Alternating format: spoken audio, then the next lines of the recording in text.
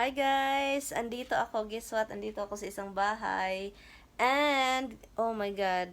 So, kararating ko lang. Nag-drive ako dito kasi may pupuntahan kami. Magla-live sana ako. Kaso, nag-video na lang ako sa cellphone and then i-upload natin sa YouTube. And meron akong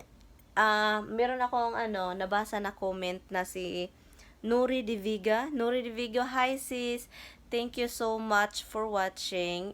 I will pray for you kasi 'di ba sabi mo may cancer ka. Ang sana malampasan mo yung lahat na naramdaman mo and nakakatakot 'yun. Hindi ka nakakatakot 'yun na yun na illness, yung cancer. And ingat sis and salamat ng marami talaga sa panonood at nagustuhan mo itong mga kalukuhan ko. And anyway, so yun lang siya. And then ako, oh my God, ang yung may nanonood pala sa akin ng mga ganong naramdaman, may mga naramdaman sila, ganon. And yan. Ingat kayo. Wala akong masabi na masyado tungkol dito. Yung puso ko ba, parang oh my God, may sakit siya na may mga problema tayong naranasan, pero yung iba talaga yung naranasan nila sa buhay ngayon is kailangan talagang matibay yung kalooban nila at saka mga problema natin, mga simple lang, yung iba is na-realize ko na. And ngayon guys, puntahan namin si Bianan mamaya. Puntahan namin si Bianan pero hindi ko alam, naliligo pa si Tami.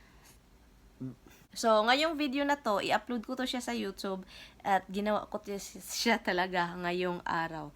Time check, it is 10:49 ng umaga. Ang aga kong umalis sa bahay. And yun siya guys, ang aga kong umalis sa bahay. Meron pang si Alexa, dalhin ko nga ito si Alexa sa bahay. Kasi may isang Alexa pa dito, dalhin natin yan sa bahay. And ano pa? So, yun lang guys. And may mga plano si Tamimoy ngayong araw. Punta daw sa Costco ngayon. Punta siya sa Costco. Puntahan na, may bibilhin daw pero sana, alam nyo na. And, yun. Sa cemetery. Sa Bronx man yun. So, yun. Puntahan namin yun. I think bibili din kami ng ng bulaklak para kay Bianan. Mga ilang buwan na